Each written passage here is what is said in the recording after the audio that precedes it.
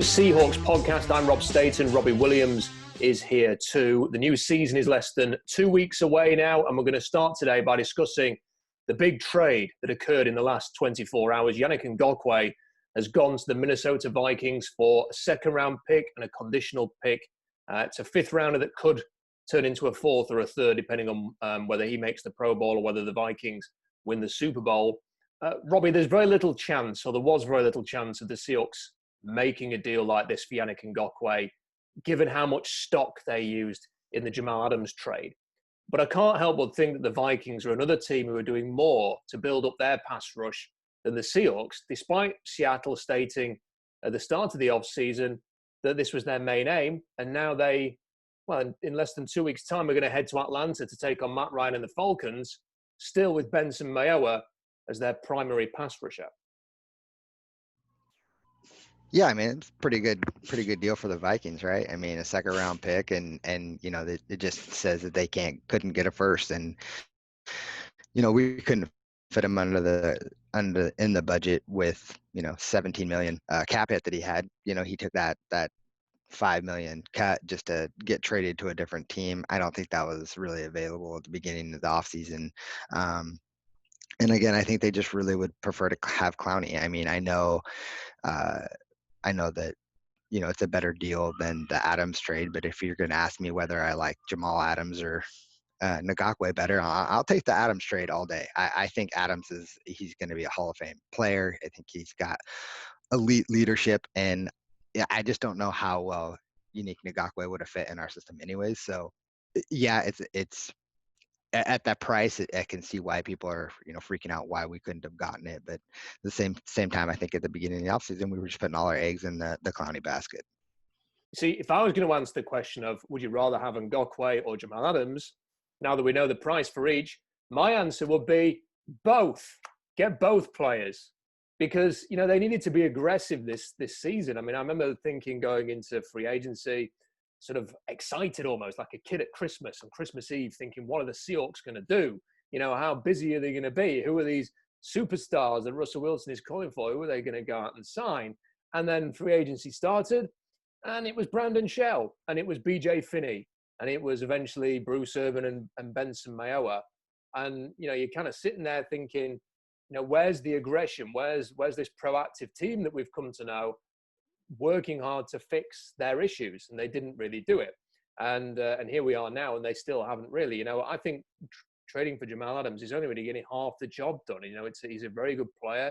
He's clearly going to be very useful to the Seahawks if he can stay healthy. You know, he's going to be a fantastic player. He's one of the best players in the NFL, regardless of position. But I know it sounds like a bit of a stuck record. If you can't rush the pass, if you can't rush the quarterback, if you can't get after him, create problems for an opposing quarterback, then these linebackers and these safeties are going to get exposed. I know that it's one of the big things for Seahawks fans right now, Robbie, to say that it's okay. The secondary's improved. They're going to buy a bit more time for these pass rushers. I'm telling you, you know, the difference between having a couple of seconds to throw, 4 seconds to throw, 6 seconds to throw, it won't matter if they've got all day in the pocket for these receivers to uncover and then find their options. So they've got to do something else. You know, and Ngakoue wasn't very realistic. Yeah, I wish that they'd had this option to do this trade right at the start of free agency, because when you actually think about it, it's the same cost as Darrell Taylor. It's a second-round pick and then a conditional pick, which could be a third. The Seahawks used the third-round pick to trade up in round 2 for Darrell Taylor. Now, Ngakoue costs a lot more, or he's going to cost a lot more down the road, but he's also a proven commodity. You know what you're going to get. So I wish that the Jaguars had been willing to do a trade like this. I wish that he'd been willing to take a $6 million pay cut back in March or April. Yeah, I mean, I think we would have pulled the trigger if that was the case. I mean, but it just wasn't available. So I can't really blame the Seahawks for not jumping on this when that probably wasn't available early. Now, you know, as you look at the state of the defensive line, you know, I'm a little bit surprised, Robbie. I thought that by this time now something would have happened. You know, I genuinely would have thought that the Clowney situation would have been resolved one way or the other. I even thought that he might come out and say, I'm not playing this year, and just sort of take it out or just come out with some kind of update. There's still nothing. And yet the team still haven't moved on, I think, because the fact that he's still out there So they haven't gone after Clay Matthews or any of these other names that have been linked. They haven't gone and signed a Marcel Darius or anybody else. There's going to be a cut down day soon, and we'll see who gets cut and who becomes available. We're going to talk about a player who was cut earlier today that perhaps I don't think people saw coming up until this announcement on Leonard Fournette. We'll come on to that in a bit. But this is the week, surely. Whoever comes in, if you're going to have somebody in for week one, it has to be done this week so they can at least have that week leading into game one to adjust, to know what their role is going to be, to fit in, to get through the COVID testing. If they're going to do anything for week one, it's this week. Yes and no. I agree with that, but at the same time, I could see where like it doesn't have to be this week on the simple fact there was no off-season program. They're going to be rushing a lot of rookies out there anyways. Things are going to be the first couple weeks are going to be they're going to be crazy anyways. So I wouldn't say it has to be, but the time is coming, right? For the Clowney situation, the time is coming. Like this is the week after people, I think Saturday are the final cuts. Once you see who's available, that's when you're going to know like, okay, what's available for us to actually go out and get, who is available that would fit our scheme, maybe someone who's already played in our system before, and then you finally make that final call to Clowney and be like, hey, this is it or it's not. And he has to come out and say what he's going to do.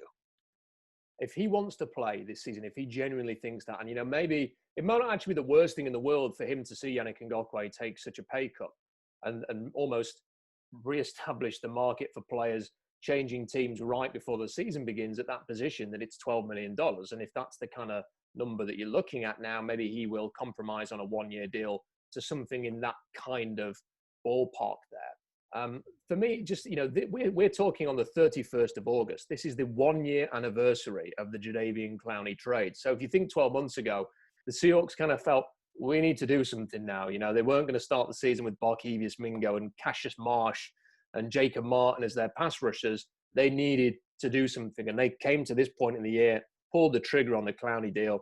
And, I kind of feel like if they really seriously want to get something done before week one, and you can't, it has to be before week one. It can't be for, it's only the Falcons, you're going to go there and then maybe in a couple of games time, you can sort this out. You want to have your guys there ready to go week one. Every game matters. When you are competing for seedings, when you're going at it in the NFC West, you need to be ready. You need to be at your best week one. You need to be going into that Atlanta game with the idea of giving it your all to go and win, to get off the mark 1-0 and carry on. I think the Seahawks on the road and in the first week going to carry us from that 1-5, 1-6. That they have to make sure that's 2-5 or 2-6 coming in week one. That means getting somebody in this week. We'll see if they do it, and if they do, we'll be here to talk about it. Now, Paul Richardson is back. He is a player who is back with the team this week. What do you make of that? And do you think it is a lack of faith in some of these younger players joining camp? Your John Asuas, your David Moores, your Freddie Swains, people like that? Or is it just a case of they're an injury to Tyler Lockett or DK Metcalf away from having a very young receiver core? And this is a guy who knows Russell Wilson, knows Seattle, knows the offense. And it's just that little bit of insurance in case something goes wrong with your top two guys. I think it's a couple of things. One, I think it's the trust with Russ. Like Russ and him have a good relationship, but I actually think it has more to do with Philip Dorsett. I think it says more about him than it does the other players that you mentioned. I think Dorsett had trouble in New England. Tom Brady kind of phased him out for a while there because I just don't know if he was picking up the offense. And I wonder if he's struggling with the offense in Seattle. I wonder if, Pete Carroll came out and said he's, the fastest guy we've had, but speed doesn't translate always, and if he's not picking up the offense and he's not doing a good job, plus he has an injury right now, and you just have to wonder how serious is that injury. How well is he developing chemistry with Russ? If he's not developing it at all, then I could see him being more on the chopping block. I don't think you're going to see both these guys on the roster week one. It's going to be one or the other. Yeah, it's interesting because Dorsett has had, I think it's pretty commonly known that he's had Andrew Luck and Tom Brady as his quarterbacks and has never really, as a guy who's done so little in the NFL, had so much fortune as a receiver to have Luck, Brady, and now Russell Wilson. And I think the word on him in his two previous stops in Indianapolis and New England is this: the route running wasn't very good. He's got the speed, but is he in the place where you need him to be at the right time? Now in Seattle, it maybe not matter as much. You've got a scrambling quarterback. There's a lot of off-script plays. If he can get downfield, they love to just chuck the thing downfield and try and get explosive plays. If you can win off the line, and if there's a lot more attention on your tight ends and on DK and on Tyler, you may get some one-on-one matchups where he can get downfield. That's going to be a bonus. But he's also got an injury at the moment. I think they've got a foot injury of some kind. Is he going to be available? And the thing about this week one, we've seen the Seahawks do it in the past, not always to the best. They've lost players because of this that they perhaps ideally would have kept, but they don't want to guarantee those contracts for week one. So Paul Richardson is walking around wearing number 8 at the minute. He's not got a number that, he's going to be able to keep when the season starts. And you just wonder when, he gets to cut down days, is he going to be off and then brought back the following week? Could they do that to Philip Dorsett? How are they going to do this to make sure they're not guaranteeing these players' contracts? They get a bit cute with this sometimes, but maybe one of those guys or both won't be there. And then in week 2, we'll see one or both come back. But look, I think more than anything, Robbie, they've got to make sure that Russell's got as many options as possible. If they're going to trot this pass rush out, it's going to be a lot on him. They're going to ask him to put 25, 30 plus points on the board every week. He needs all the ammunition he can get. Yeah, and this could be them just waiting on Josh Gordon too. Another body until Josh Gordon becomes available. Yeah, they're going to have to score a lot of points with the D line and the way the D is, but I feel like with how good our secondary really can be, there can be the opportunity to get some takeaways. I don't think it's going to be all on Russ, but it's been on Russ the last couple of years. I also think the fact there's not been any preseason games, it's kind of stoked optimism with every single team. Maybe not at some teams. The Jets fans are probably struggling a little bit right now to find some positivity. And there'll be one or two other teams, but when you see Bengals fans getting a little bit excited and stuff like that, something's amiss. And I just wonder if there's not, when you actually get out there, this is what Seahawks fans are going to see in week 1. They're going to see Benson Mayowa and Rasheem Green trying to get after Matt Ryan. You are going to see Trey Flowers still at cornerback. It's probably not going to be Quinton Dunbar, not for a little while yet, and he could still get a suspension. So you're going to see little things like that. You're going to see Brandon Shell at right tackle. You're going to see Marquise Blair. Everyone's talking up Marquise Blair, which is great. I'm sure he looks fantastic as your nickel cornerback in practice. Let's see how he gets on against, your top tight ends and your top slot receivers, and how, clever opponents with good quarterbacks and good offenses are going to target him and go after him, because even if he ends up being an amazing nickel quarterback, it's going to take him that's one of the hardest positions to play in the NFL. And, they talked to Hugo Amadi in that role a lot last season. And where's he now? He's been pushed to one side so they can force Marquise Blair into that role. So I think it's going to be an eye-opener when things get underway against Atlanta, and hopefully Russell Wilson. It's probably going to be on Russell to get Seattle out of a hole in that game as well. He's good enough to do it, though. Let's talk a bit about the center position. So Justin Britt had a visit last week. He comes in. I think I read somewhere that he had the COVID testing similar to Paul Richardson, which you need to do. But then obviously the health of his knee and whether he can actually start is going to impact whether he comes in straight away. Ethan Posick is the presumed starter until that happens, but he's a guy who's kind of been on the periphery of everything for the last 3 years. He's a draft bust as a second rounder, and a bit like Britt when he was eventually moved to centre late in his career, they're kind of hoping that he can do something and just sort of turn some value around there. And then BJ Finney, who they paid $8 million to over 2 years, you cannot shift him this season. His dead money's too high. But they gave him $8 million over 2 years, and they're kind of thinking, well, is he just a backup guard at this point? They even took up Cal Fuller a little bit more than BJ Finney as an apparent center option. So what do you make of this position, Robbie? And do you think that it's inevitable that at some point we'll see Justin Britt back on this offense, or do you think Posick will get a shot first? Yeah, I think I had said in our first podcast that it wouldn't surprise me at all if Justin Britt was back sooner than later. When he's healthy, I think he will eventually be the starting center for the Hawks. I really do. I don't think the thing about Finney, with no offseason program, with no preseason games, it's really hard to judge kind of how he fits. And it's too early to write him off. I think he can be a good player. They paid him $8 million for 2 years. I wouldn't write him off this year as like a big free agent bust signing, but when you start looking at the cap situation and what we could use that money for, when it comes to Clowney and stuff, it starts to become annoying. But again, I think he can be a good player, but Britt is going to be the starter. I don't see how they can't Russ trusts him. You want guys on the line. Pete talked about early in the offseason how he wants, the O-line to be continually working together and be a cohesive unit, and you can't have that if they're all new. So I think Britt will be back, and that doesn't really surprise me at all. It's a really important position, the center position. There has to be that trust between the quarterback and the center. They're making a lot of moves at the line. They're providing information for the quarterback. I think Seahawks fans in general, and people who've kind of watched the Seahawks, have taken for granted a little bit just how consistent. You never really noticed Justin Britt when he was there. And then when he wasn't there and people were seeing Joey Hunt getting shoved off the line, people noticed the center all of a sudden. So having that position tied down is really, really important. It's having seen the Seahawks not draft some of these really good young centers in the last 2 drafts that have come into the league. I sincerely hope that their plan works at this position, because it would have made sense to go and get one of these guys, anticipating that Justin Britt is on a massive salary this year, may have been cut regardless of the injury. They were going to have to do something in this position sooner rather than later.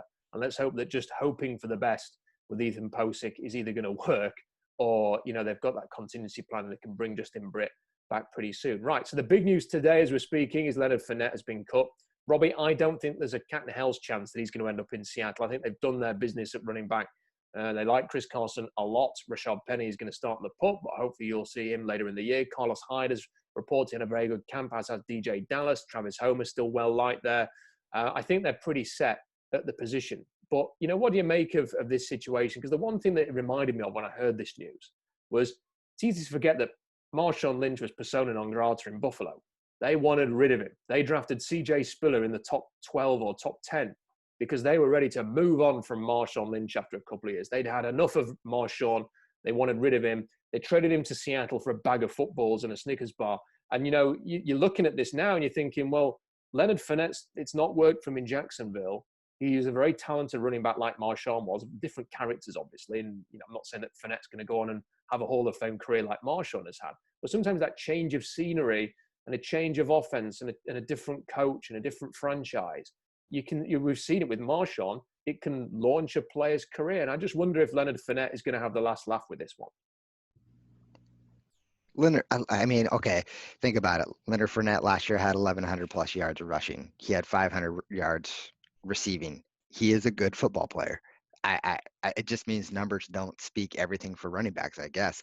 The other thing I look at is I look at Jacksonville and I wonder, like, Doug Marrone just came out and said, like, we couldn't find anybody to give us a 5th, a 6th, a 7th round pick for the guy. Then it's either people aren't valuing Fournette as high as like they did with Marshawn. At least Marshawn got a 5th round pick. Like, at least they got something for him. They couldn't get anything for Fournette. I don't know if it's just a mental state of mind for him, but I think a change of scenery. No one wants to play. No one wants to play in Jacksonville. They want to go to London. Like, what are they doing? Like, who knows what exactly they're going to be doing? So, don't know. Nobody wants to play in Jacksonville. I can't really blame the guy for wanting to get out of there. He does seem like a bit of a crybaby when he was like sitting on the end of the bench, kind of by himself and protest of, Tom Coughlin or whatever the issue was there. But he can play. He's a good football player. 1,100 yards last year, rushing, 500 receiving. Those are good numbers that I would like on our team. I think the thing with him, perhaps it's the salary. I think he's due about $4 million, which might not sound like a lot, but with teams facing a crunch of coronavirus and the economy and not knowing what the future holds, maybe that's played a part. Perhaps teams anticipated they were just going to cut him anyway. I don't think he's going to get picked up on waivers. We'll see if he does. But if he does, then we'll know that it wasn't really anything to do with the salary. It was just teams maybe anticipated this was going to happen anyway. He's a good player. At LSU, he was an absolute monster. He looked like the next Marshawn coming out. He's not the first player who has, really struggled to live life in Jacksonville and has wanted out. It's a cluster of players now who have manufactured their way out of Jacksonville. Pretty much all of the offense that got them to within a whisker of the Super Bowl a few years ago is now gone. Most of the defense is gone as well. It's a complete turnaround. If he ends up on a team, let's just say Pittsburgh, for example, Philadelphia, New England, you could just see him having a really good sort of resurgence and get him back on track there. It'd be interesting to see where he goes. But I mean, I don't think he's going to. Do you agree with that? I don't think Seattle. I think as much as Pete loves his running game and his running backs, to me it just seems like they've addressed that position, and their money has to go somewhere else. Yeah, absolutely. I mean, and they really like Carlos Hyde too, I think, and they were been pretty high on DJ Dallas. So I can't really see him coming here. I wouldn't be upset by it by any means. I guess it would depend on the contract, but I just don't see. I don't know who would go, unless they decide to get rid of Travis Homer and try to go with Fournette. But I mean, Homer might not even make the team this year anyway. So I mean, who knows? I don't think he'll end up here though. I mean, I could see this being a Bill Belichick move. Absolutely, grabbing Fournette and watch him rush for 1,500 yards and 800 yards catching or something. It will be interesting to see what they do next year with the running back position of the Seahawks, because Chris Carson's his contract is expiring, and this is not. He's not shown, for me, as good as he is with the fumbling and with the injuries. A big extension just doesn't seem right. I don't know what his expectations are. The position itself, unless you call Derrick Henry, or Christian McCaffrey, it doesn't seem like you're going to get a big deal. I can't imagine that Chris Carson, unless he absolutely tears things up this season, is going to have expectations of a huge salary. Maybe they'll be able to get him back on a reasonable deal that's not overly expensive. But if they don't, then they're going to have to do something. Rashad Penny, maybe he will come back into contention, but he may even miss the whole season. We just don't know what's going to happen with him. Maybe Carlos Hyde can make a pitch for it. Maybe Leonard Fournette next year could be an option, depending on where he goes and what he does this year and his availability. But, I think everybody's agreed now, going cheap on the running back position, whether that's a draft pick or whether it's somebody who can go and do a job for you, is the way to go. Right, let's end with this then, Robbie. Final thoughts. 2 weeks to go. How do you feel about the state of this team? We all know. I mean, there's a lot of people out there, I think, are maybe sort of burying their head in the sand a little bit with the pass rush and hoping for the best. But I think we all know that's what they still need to do. But overall, how are you feeling about this team's chances with less than 2 weeks to go? To be honest with you, I'm kind of neutral. I don't feel like we're a sinking ship. I don't feel like I'm like overly excited about it. There's so many things still in play that it's hard for me to get really excited about the season right now. Who knows if games are going to get played, where's Clowney going? Like all these things still up in the air. I will be interested once cuts start going on. I've been really eyeballing other teams to see like who could get cut, who might be available for us to get. And then I'll start getting excited about what going forward. But right now I'm sort of neutral. Yeah, I think if this is sort of high expectations and here's Jets, I'm kind of like here, because somewhere in the middle, because they say there's still so many issues that need to be addressed. I kind of at the moment think it could be a similar season to last year. Yeah, they've got Jamal Adams now, and Quinton Dunbar eventually is going to start, but it's still more or less the same team. Their first round pick's not going to start. That's going to be KJ Wright. Yeah, all right, Marquise Blair's your nickel now, but is he going to be any better than Hugo Amadi? Neither of them are nickels, that are established or anything like that. To me, the pass rushes could be even worse, but at absolute best, it's going to be fairly similar, which isn't good enough. And to me, it feels like it's going to be similar, that there's going to be maybe some exciting games that are going to be close. Now, Russell Wilson is good enough to win most of those games, as we saw last season.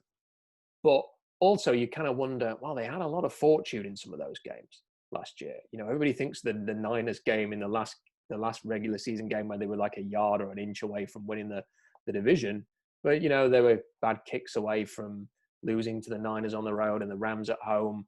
They could have easily lost to the Browns. They could have easily lost to the Buccaneers. You can run through all of those games that were needlessly close. Pittsburgh, they could have lost even though Big Ben didn't play for over a half. The first game against the Bengals, who ended up being the number one overall pick team, they could easily have lost that game. I mean, it could have been a very different story. And my fear is that will catch up on the Seahawks this year if it ends up being a similar season. And it may be more like a 9-10 win season than the 11-12 that they had last year. But again, Wilson is good enough to sort of get them into that range once more. But I think if we were going to expect anything else, you would need to see a bit more. If they get Clowney this week and a defensive tackle, we'll come back and we'll have a very different conversation. But there's one other final point that I'll leave on, Robbie, and I'd get your thoughts on this as well. when I think back to 2013, I don't know how you felt at the start of the season. When that 2013 season started, I think there was a lot of expectation, a lot of hope, a lot of belief that this was a complete team. They traded for Percy Harvin, who was injured by this point, but they got Bennett and Averill. The D-line looked amazing. The defense across the board looked amazing. They got Russell Wilson off the back of that Atlanta comeback playoff game. So he was year 2. You know, they had everything, all the components you needed. And yet the first few games, Carolina was close. The Niners was a bit of a messy game where Russell didn't look very good in week 2, even though the Seahawks pulled away in the end and they beat the Jaguars. They go to Houston. That was the night that my son was born. I remember it very well. And they scraped by. They needed Wilson magic at the end of that game to avoid losing, and a bit of luck with the sharp pick 6 to Richard Sherman. And then they lost to the Colts. Yeah, they were 4-1, but they weren't blowing anybody away. And as you went further down the line, you know, they nearly lost to the Tampa Bay Buccaneers, who were winless at the time. They nearly lost to the hopeless Rams in a Monday Night Football game. You know, there were a lot of close, messy games, and I kind of think, you know what, sometimes you can look back at 2013 and think it was a glorious, roaring success from start to finish, but it was typical Pete Carroll Seahawks. It was needlessly close. They kind of played down to a number of opponents. And I suppose that what I'm trying to get at is maybe there's some optimism there that even if the Seahawks look a bit messy, well, that's kind of the way they've always been. I fully expect them to look messy. Like I said earlier, like we just don't play well at the beginning of the season. Like we turn it on in the second half of the season, and that's when we seem to start to gel. So yeah, I expect Atlanta to be an ugly game. I don't expect it to be pretty. You know, I was at that Tampa game that you were Tampa Bay game that you were talking about. We were down 20-0 at halftime to I don't even remember who the quarterback was. Like, I mean, he was not good. It was Glennon. Yeah, Mike Glennon. Yeah, I mean, awful. It was just awful. But I mean, yeah, we pulled it out, and you know, I've seen that too many times with Pete Carroll, and it's just, I as fans, we need to make sure we temper our expectations for the first half of the season. It's just not going to be pretty, and then the second half we'll start to pull away, and it'll hopefully be a lot better. Well, you know what? 2020 has been a bit of a strange year for everybody. But if they're giving out sort of, you know, compensation for the lack of us being able to do anything in 2020, I'd like to see the form of some defensive linemen, at least 2, before the season starts, and maybe some faster starts in those games so that the Seahawks don't have to always come from behind.